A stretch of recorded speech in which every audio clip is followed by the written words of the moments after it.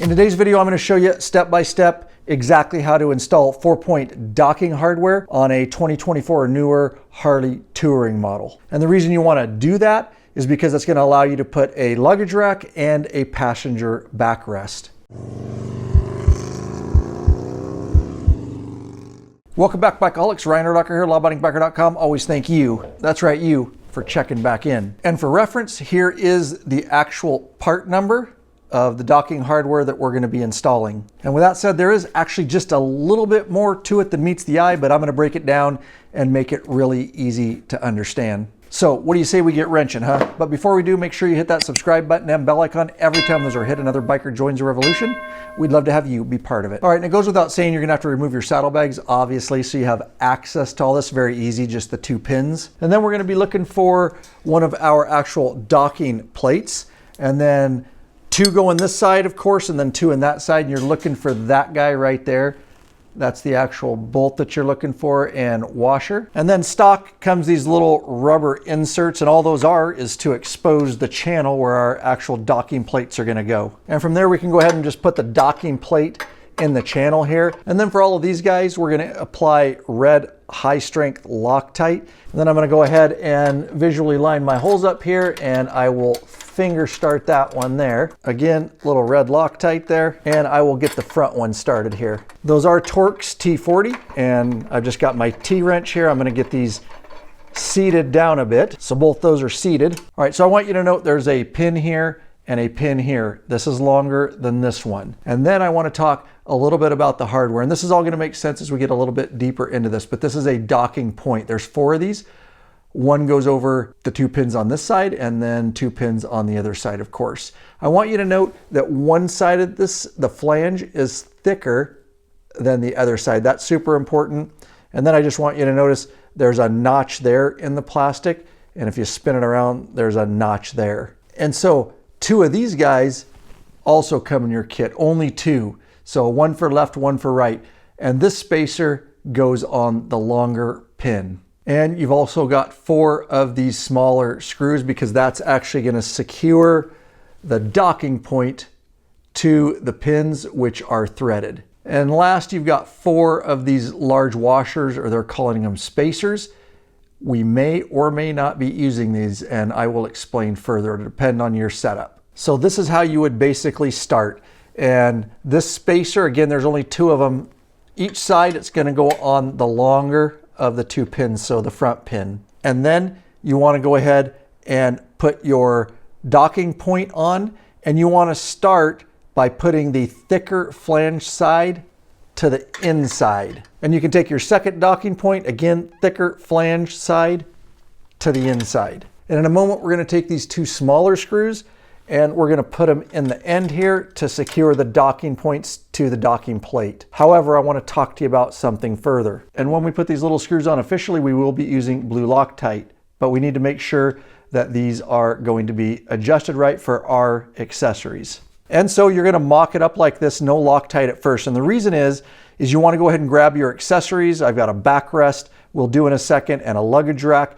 And essentially, if it's too wide for your accessories, if these are too wide out, well, then you would back both those screws out, and then you could simply flip these docking points around so the thinner flange is on the inside, and that would obviously make it narrower. And so we're going to go ahead and flip these back around, thicker part of the flange to the inside, and we'll discuss one more thing. And so these are back on with the thicker part of the flange to the inside, which means these are at a wider position. Now, if I got my accessories and this was still too narrow, we've got even one more option. And that is to grab these 4 spacers, 2 for each side.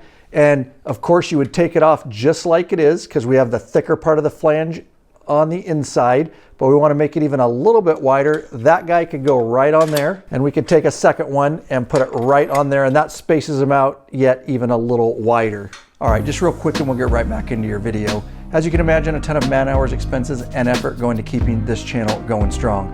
We're just trying to help as many bikers as we can worldwide. There is a way you can support us by becoming a patron member, and I'll link to it in the description below. There's benefits for becoming a member, such as t-shirts and stickers. You get access to the private Facebook group, which is a troll-free zone. It's literally nothing but bikers helping and connecting with other bikers in there. You get access to podcasts early, live video broadcasts and chat, premium videos upon request, and of course access to those ride meetup and events. We appreciate you considering becoming a member. Now let's get back into your video. So they're a little bit universal because they fit a lot of different models of Harleys, and it's just going to be kind of trial and error. So what I'm going to do first is I'm going to remove this spacer, and I'm going to do it like we first had it set up. This always goes to the longer pin, remember, thicker part of the flange to the inside, and same on this one, but I'm going to get rid of the spacer. And again, I'm not going to Loctite these yet because we're just mocking stuff up. This is a Torx T27 wrench. Also, before we tighten that, they want you to have, remember those horizontal lines in the plastic on this side and this side, or it could be up and down. They want those marks to be horizontal. So one mark's right there on that side and the other mark's on this side. And then I'll hold that in place like so, and I'll go ahead and just snug this down just a little. Again, we're gonna have to mock this up and check if my accessories fit. So I'm gonna run around to the right side of the bike and get it set up exactly the same. Again, I'm adjusting this so my marks are here, and I will snug this down, and I'll get the other side set up, and then we'll test my accessories and see if we need to make any adjustments. And of course, to get all my greasy fingerprints off everything, Bug Slide, our #1 go-to waterless motorcycle cleaner. Been using it for many years. We sell it right in the law-abiding biker store, in stock, ready to ship to you. I'll link to it in the description below. It's what we use on our entire police fleet to keep them looking sharp, and our personal bikes, obviously. All right, moment of truth, passenger backrest, of course, these always go up right here on the inside of your shocks on both sides. And then now what we're looking for back here is alignment. Again, I talked to you, is it too wide?